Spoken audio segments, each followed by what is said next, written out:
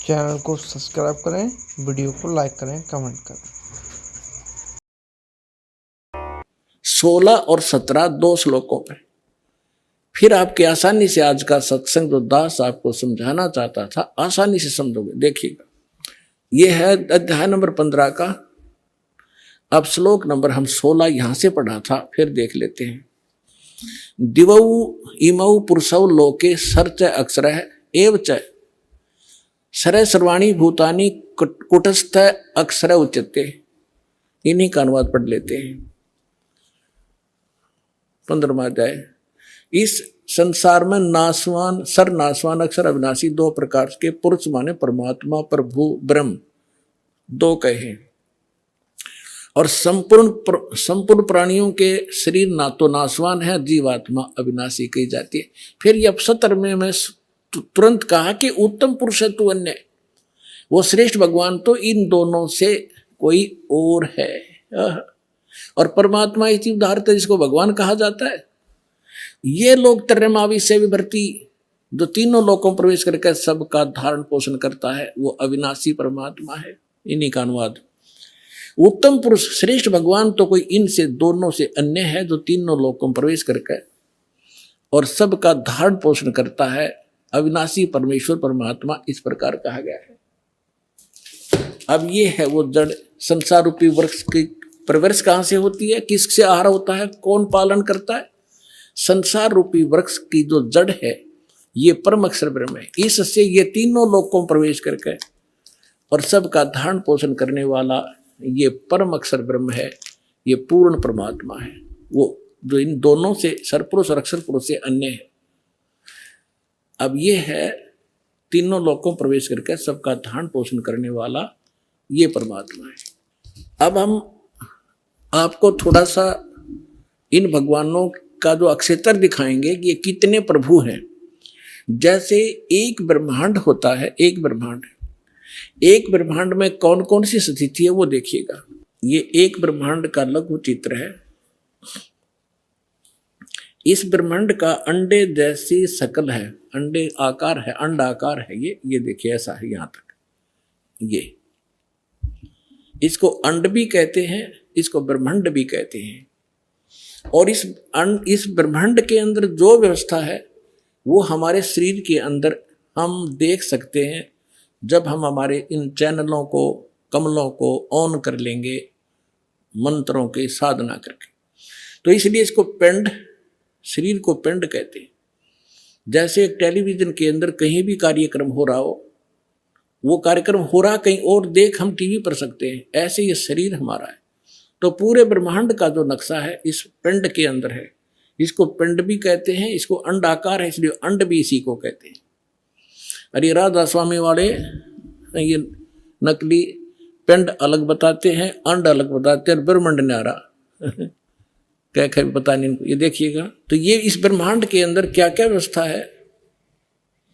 नीचे से शुरू करते ये 5, ये 7 हैं।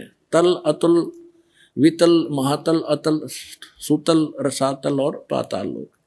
और ये पृथ्वी लोक, ये ब्रह्मा का लोक, ब्रह्मा जी का लोक, विष्णु शिव जी का लोक, विष्णु जी का लोक, और ये स्वर्ग, और ये नरक, ये इंद्र का लोक, ये मानसरोवर, ये धर्मराज का लोक, और ये एक ब्रह्म लोक है इसके अंदर। ये सारा ब्रह्म लोक कहलाता है। इतना ये एक ब्रह्म लोक है। इसमें इसने क्या कर रखा है, नकली सतलोक, ये महेंद्र काल द्वीप, फिर नकली सतलोक, नकली अलखलोक और नकली अगमलोक और नकली अनामी लोक की रचना इस काल में करवा रखी। ये दुर्गा जी का लोक।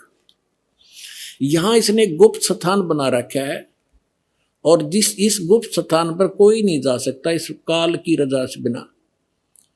ब्रह्मा विष्णु महेश का पिता है। इसने 3 स्थान बना रखे हैं, एक रजोगुण प्रधान क्षेत्र, एक तमोगुण प्रधान क्षेत्र, एक सतोगुण प्रधान क्षेत्र, जिसमें ये रजो इस ब्रह्मा रूप में ये अपना ऐसा रूप बना लेता है ब्रह्मा जी जैसा, और दुर्गा को ये अपनी सावित्री के रूप में रखता है। इन दोनों के संयोग से इस रजोगुण प्रधान क्षेत्र में रहते हुए जो पुत्र उत्पन्न होता है इसकी शकल जैसा हो जाता है, उसको ब्रह्मा नाम दे देता है और वो रजोगुण युक्त हो जाता है। इसी प्रकार ये सतोगुण युक्त स्थान है, इसमें स्वयं विष्णु रूप धारण करता है, दुर्गा को महालक्ष्मी रूप में रखता है। इन दोनों के संयोग से इस सतोगुण प्रधान नक्षत्र में रहने से जो पुत्र उत्पन्न होता है वो सतोगुण युक्त हो जाता है और उसका नाम विष्णु रख देते हैं। इसी प्रकार ये शंकर रूप बना लेता है, दुर्गा को पार्वती रूप में रखता है और इन दोनों के संयोग से तमोगुण प्रधान नक्षत्र में जो पुत्र उत्पन्न होता है वो तमोगुण युक्त हो जाता है। इसलिए रजगुण ब्रह्मा, सतगुण विष्णु और तमगुण शिव जी की उत्पत्ति करके ये फिर नीचे के लोकों का प्रधान बना देता है, इनको एक एक द्वीप दे देता है। और ये तीनों भगवान केवल पृथ्वी लोक, स्वर्गलोक और इस पाताल लोक, इन तीन लोकों के ऊपर ही ये प्रभुता रखते हैं इस एक ब्रह्मांड में। बस इतने मालिक हैं, इतने स्वामी हैं। और ये जो ब्रह्म है इनका पिता सरपुरुष, ये केवल 21 ऐसे 21 ब्रह्मांडों का स्वामी है। ये देखिएगा, आप जी ने जो ब्रह्मांड देखा था ये वाला, अब ये समझो ये एक गेंद सी होगी और ये 21 ब्रह्मांड का अक्षेत्र है। इस सरपुरुष का गीता अध्याय नंबर 15 के श्लोक नंबर 16 और 17 वाले में 3 पुरुष हैं। ये सरपुरुष का अक्षेत्र है 21 ब्रह्मांड। ये एक ब्रह्मांड है जिसको गेंद दिखाई देती है आपको, गेंद सी। 5 ब्रह्मांडों को इकट्ठा करके इसने एक महाब्रह्मांड बना रखे है। ऐसे 4 ब्रह्मांडों में 20 महाब्रह्मांडों में 20 ब्रह्मांड रोक रखे हैं। इसके बाद इसने एक ब्रह्मांड जैसा क्षेत्र ये अलग से और है, ये तो लिखने के लिए समझाने के लिए अलग लिखा है। यहां भी इसने एक धोखा कर रखा है, नकली सतलोक, नकली अलखलोक, नकली अगमलोक और नकली अनामी लोक भी 21वें ब्रह्मांड में भी रचना करवा रखी है। ये तपस्शिला जहां बैठकर ये 1 लाख मानव शरीरधारी प्राणियों को खाता है। ये काल ब्रह्मा विष्णु महेश का पिता। और यहां से फिर आगे निकल जाते हैं, परब्रह्म का लोक में जाना होता है। अब देखिएगा इसके बैक में कंप्लीट देखेंगे। अब ये है कंप्लीट सभी ब्रह्मांडों का, असंख्य ब्रह्मांडों का चित्र एक समझने के लिए। अब जो आपने देखे थे वो 21 ब्रह्मांड, अब ये है 21 ब्रह्मांड। ये सरपुरुष का क्षेत्र है, सरपुरुष का, बस इतना, ये इतना। और इसके बाद ये है परब्रह्म कहो, इसको अक्षर पुरुष कहो। इसे नेक्स्ट ब्रह्म जो है ये 7 संख्य ब्रह्मांड, इससे कई गुना बड़ा है। इस अक्षर पुरुष का केवल इतना ही अक्षेत्र है 7 संख्य ब्रह्मांड का। और ये है वो परम अक्षर ब्रह्म, असंख्य ब्रह्मांड का स्वामी। ये असंख्य, ये छोटे छोटे दिखे सारे ब्रह्मांड हैं, सारे अलग अलग से। ये तो थोड़ा सा क्षेत्र इन दोनों का और इस पूर्ण परमात्मा का, इंक्लूडिंग दिस ब्रह्म एंड पर ब्रह्म, सरपुरुष और अक्षर पुरुष इंक्लूडिंग ये परमात्मा सबके ऊपर ओवरऑल कंट्रोल, कुल का मालिक है। ये है वो परम अक्षर ब्रह्म। गीता अध्याय नंबर 8 के श्लोक नंबर 1 में अर्जुन ने प्रश्न किया कि हे भगवान, आपने गीता अध्याय नंबर 7 के श्लोक नंबर 29 में कहा है कि जो व्यक्ति जरा और मरण से छूटने का प्रयत्न ही कर रहे हैं, इस संसार की किसी वस्तु की इच्छा नहीं रखते, वो तत्ब्रह्म को